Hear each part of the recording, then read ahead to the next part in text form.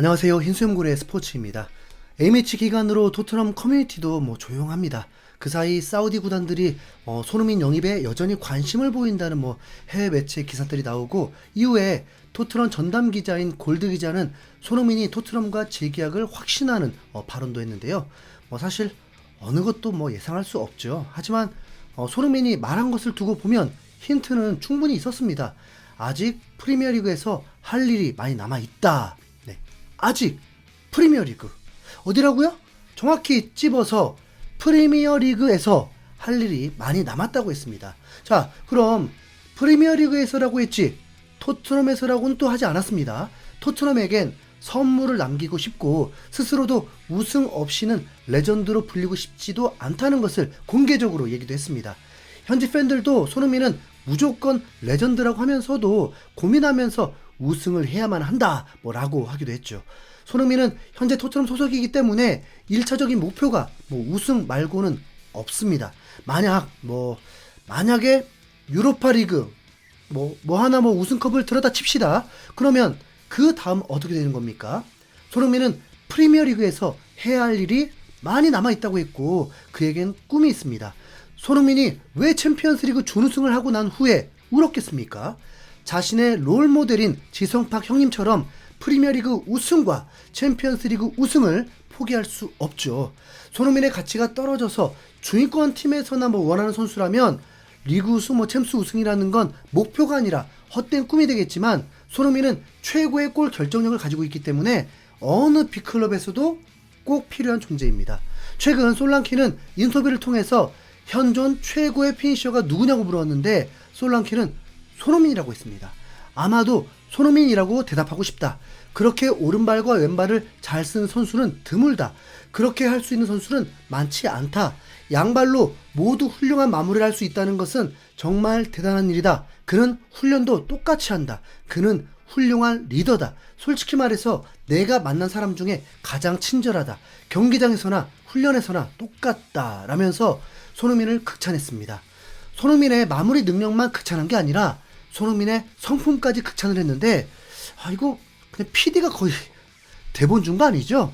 내가 만난 사람 중에 가장 친절하다. 최고의 피니셔가 손흥민이다. 기분 좋은 말이면서도 살짝 좀 부담이 될 정도인데요.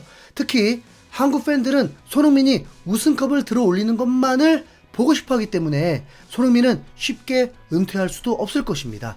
레전드 중에 레전드 기록을 썼는데도 우승은 아시안게임 우승 하나다. 야, 진짜 제대로 OGT가 되는 거니까요. 아직 포기할 필요는 없습니다. 손흥민을 보면 정말 축구밖에 몰라요. 여타 선배들과도 조금 다른 부분이 있습니다. 손흥민의 축구에 대한 태도를 보면 한국 국가대표 선배들보다 월드 클래스 선수들의 태도와 비슷합니다. 많은 우승을 했어도 돈과 명예까지 다 이뤄낸 것 같은 선수들도 끊임없이 도전을 합니다. 호날두는 40살이 되었는데도 여전히 국가대표에서 활약하고 있고, 이번 네이션스리그 2번의 경기에서 모두 골을 넣으면서 900호, 901호 골을 넣어버리기도 했습니다. 거기다 팀을 구해내는 결승골들이었습니다. 감독이 필요 없다고 느꼈는데 뽑았겠습니까? 이 모든 건 본인의 가치는 본인이 알죠.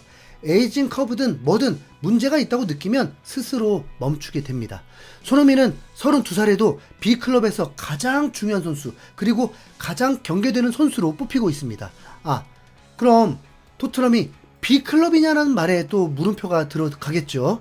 토트넘은 B클럽의 이단화 같은 존재입니다. 일반적으로 B클럽은 우승을 하고 우승할 수 있는 팀이 B클럽이라고 불렸는데, 우승을 하는 팀이라는 것 자체가 투자를 많이 했기 때문에 우승을 하는 것이고, 투자를 많이 한다는 건 그만큼 부자 구단이라고 봐야 하잖아요. 그런데 토트넘은 돈을 많이 버는 구단은 맞는데 나머진 B클럽과 어울리지 않거든요. 그래도 명장과 손흥민과 케인을 보유하고 있을 때는 우승은 없어도 B클럽 축에 들어가도 될 법했습니다. 그런데 케인을 팔아서 흑자를 낸 후에 톱플레이어가 손흥민 혼자 남게 되면서 선수들과 감독들은 토트넘을 B클럽이라고 하지만 아슬아슬한 상황입니다. 그런데 여기서 손흥민이 토트넘을 떠난다고 생각해보세요. 토트넘은 그냥 곧바로 크리스탈 팰리스급 팀이 돼버립니다. 선수들 퀄리티의 문제도 있지만 클럽에 대한 이미지 말이에요. 슈퍼스타가 아예 없는 클럽이거든요. 아무리 리빌딩이라고 해도 리버풀, 아스날의 리빌딩을 보면 리버풀은 그때 당시에도 1300만 유로, 거의 뭐 2000억 몸값의 쿠티뉴 같은 선수를 영입했었고, 이후에 월클바열, 반다이크, 살라 같은 선수들을 영입했습니다. 아스날도 암흑기를 보냈을 때도 오바메양, 외질 같은 선수를 보유하고 있었고 FA컵 우승을 하기도 했습니다. 그런데 토트넘은 지금 상황에서 손흥민을 떠나보내고 나면 정말 토트넘의 상징이 되어줄 선수가 없게 되는 겁니다. 뭐 솔랑키? 메데슨? 로메로?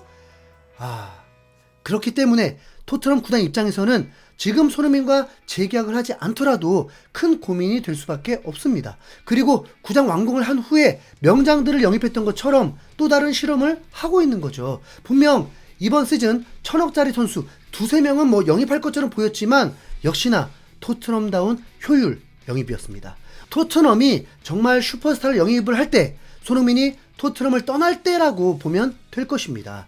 20대이면서도 잠재력이 있는 선수가 아니라 검증이 되어서 즉각 활약해줄 수 있는 선수 말이죠. 토트넘은 계속 수익을 크게 내기만을 바란다면 손흥민을 매우 의식할 수밖에 없습니다. 토트넘 입장에서는 케인의 이탈이 사실 성공적인 비즈니스가 되었거든요. 당시 케인, 손흥민이 있어도 5위네 7위네 했는데 케인이 떠나면서 8위, 10위라고 했던 예상이 4위 같은 5위로 마무리를 했으니까요. 케인의 공백이 크다는 걸 실감하진 않았습니다. 있으면 더 좋았겠다 해서 케인의 반쪽짜리 선수 솔랑키를 영입을 한 거죠. 골드 기자는 팬들과 소통의 시간에 토트넘이 지난 시즌보다 분명 더 강해져 있다고 보고 있습니다. 그러니까 토트넘은 당연히 이번에도 간을 보는 거죠. 무조건적인 리빌딩 투자보다 요 정도 투자하면 어떤 결과를 낼까 이런 토트넘의 이런 개수작은 손흥민의 책임도 없지 않아 있습니다. 살라는 그냥 대놓고 내 계약은 올 시즌까지이기 때문에 리버풀에서 마지막 시즌이다라고 해버렸죠. 그건 다르게 보면 구단에 대한 압박이기도 합니다. 실제 살라는 3년 전 재계약 때도 아예 복귀를 안 해버리기까지 했잖아요. 살라가 그런 태도로 나왔다고 해서 리버풀 팬들이 구단 편들지 않습니다. 리버풀의 히어로인 만큼 그만큼의 대우를 해주길 바라고 있죠.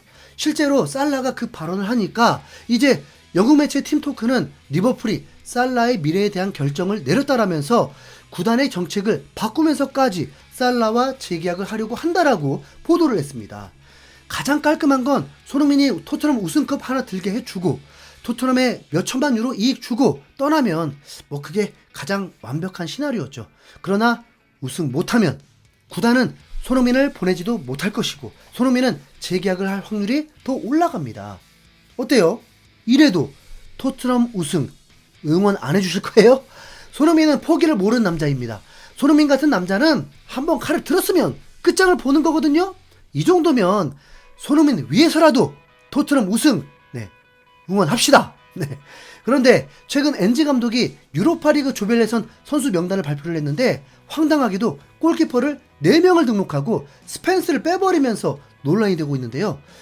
이것도 진짜 황당한 경우긴 한데 스펜스와 얘기는 잘했겠죠. 현재 리그에서 후반에 짧은 시간들 투입은 되고 있는데 그러면 포로가 쉬어야 할 때 스펜스가 선발 출전이 될 줄 알았는데 스펜스는 유로파리그 조별리그에서는 아예 볼 수조차 없게 됩니다. 이러면 선수들 멀티 포지션을 쓰겠다는 건데 풀백 자리 이렇게 헐거워서 괜찮을까요? 엔지 감독 전술에 풀백의 역할이 굉장히 중요한 걸로 아는데 중요한 만큼 체력 소비도 엄청난데 백업이 이렇게 약하면 어쩌라는 거죠? 왜 골키퍼가 정말 4명이야 할까요? 진짜 요상하네요. 정말 그런 날이 오긴 할까요? 마치 상상도 못했던 월드컵 4강 진출 신화 같은 걸 바라고 있는 건가 싶기도 하고 우선 걱정을 놓고 단계별로 가보죠. 내일 오만전 결과 후에 토트넘 선수들도 부상 없이 잘 마무리하고 북런던 더비부터 시작해야죠. 다시 찾아오겠습니다. 이상 흰수염고래였습니다. 감사합니다.